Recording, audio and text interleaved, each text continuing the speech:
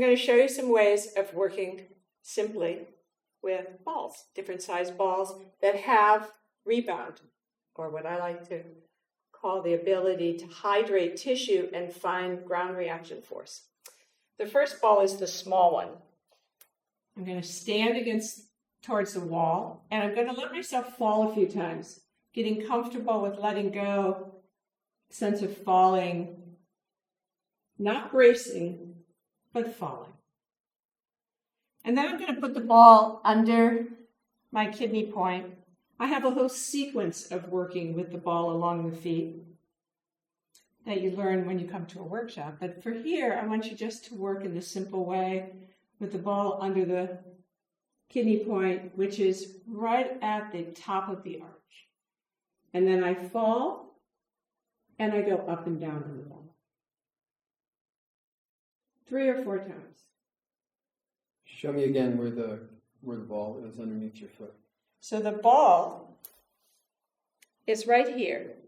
It's placed right here.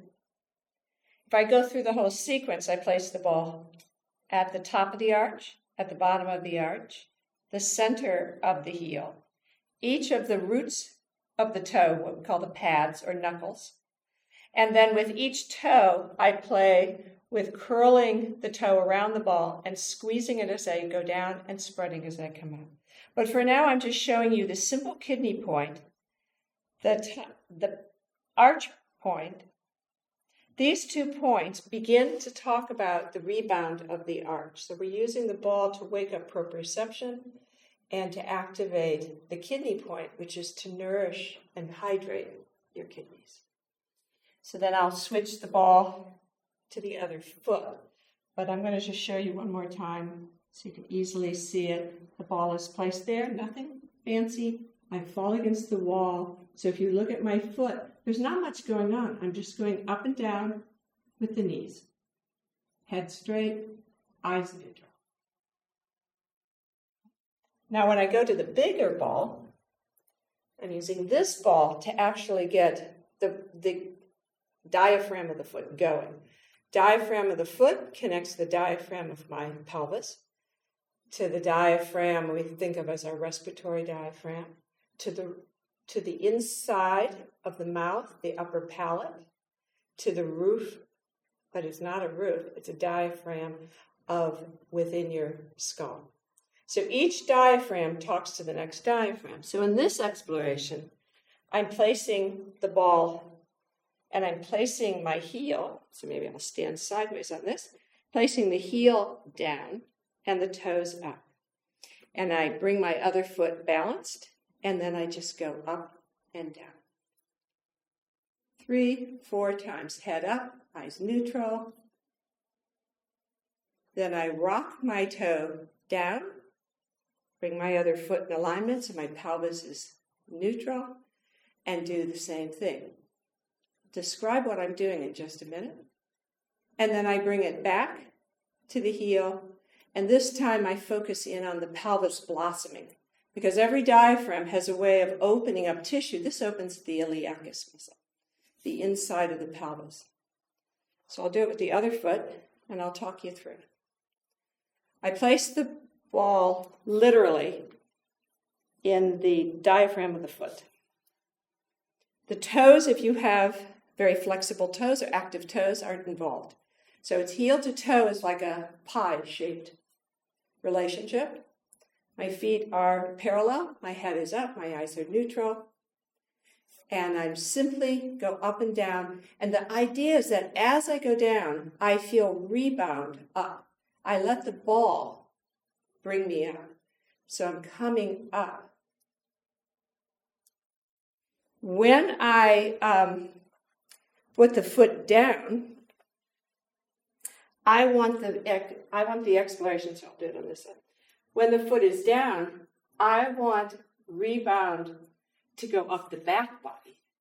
So now I'm playing with back body that goes up various levels through the tissue, all the way from the diaphragm of the foot, up through the buttocks, up through the scapulas up through the back of the skull. So I start to get volume.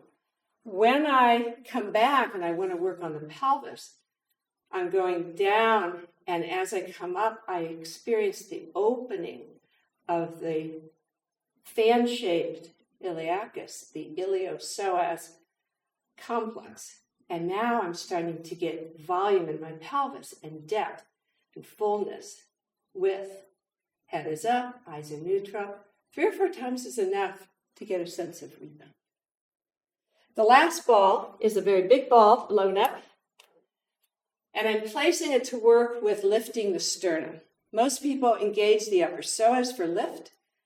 I'm suggesting that by letting bones float, the coccyx is a floating bone and the sternum is a floating bone. When we let the sternum float, we get space for our psoas. So I place it where my sternum is. I rock into the ball and I ride it up like a surfer rides a wave. So first I test out the ball, then I fall towards my weight into the ball, and then I lift from the sternum with the eyes kind of following as if we're watching something crawl up the wall like a little spider. That opens the throat. Then once I engage this sternum, I can start to sense my erector spinae.